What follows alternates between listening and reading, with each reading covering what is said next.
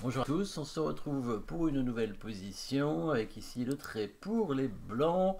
Les blancs en position d'attaque évidemment avec leur tour bien placé sur la 7e rangée et la dame en direction du roi ainsi que le fou d'ailleurs.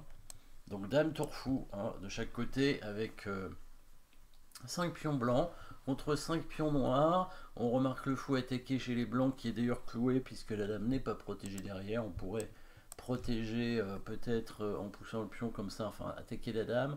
Après si on pousse le pion, il peut quand même déplacer sa dame en B4 hein, pour conserver le clouage sur le fou et en même temps attaquer la tour non protégée. Donc les blancs ont quand même intérêt à créer des menaces de leur côté.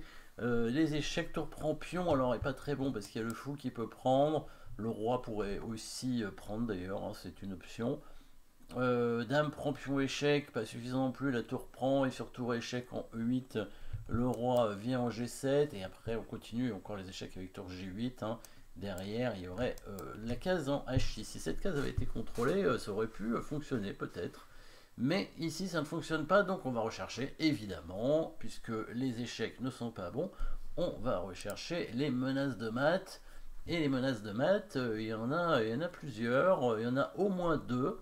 Peut-être même 3. Il y a 3 menaces de maths en un coup, hein, bien sûr. Hein. Alors, il y a une menace en un coup qu'on va peut-être tout de suite éviter de jouer. Hein. C'est la dame en D8 parce qu'il y a la tour qui prend. Il y a une autre menace en un coup qui est intéressante, c'est la dame en G4 quand même. Hein. J'aime bien cette menace. Pas facile à parer. Le seul coup pour parer, en fait, ce serait de ramener le fou ici en G6. Donc il a quand même un coup de défense, c'est dommage. Donc ça n'a pas l'air suffisant dans l'immédiat. Et il y a une autre menace de maths en un coup. Et c'est évidemment la plus difficile probablement à voir. En fait, il y en a une autre encore. Il y en a une quatrième. Mais bon, par exemple, si on met le fou en F7, on menace de prendre le pion en faisant mat. Mais parce que la tour est bloquée, la tour ne défend plus le pion. Mais évidemment, la dame peut prendre la dame. Par contre, on peut faire la même chose en mettant la tour en E8.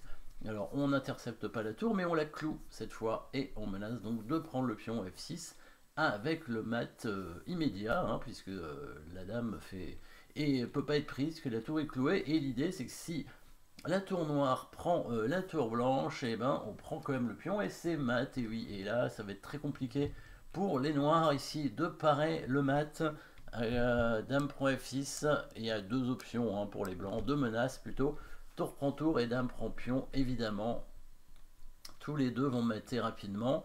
Dans la partie, il a joué roi G7, mais là, on peut faire pas mal de coups. Hein. On peut tout simplement prendre la tour. On peut faire échec avec la dame aussi.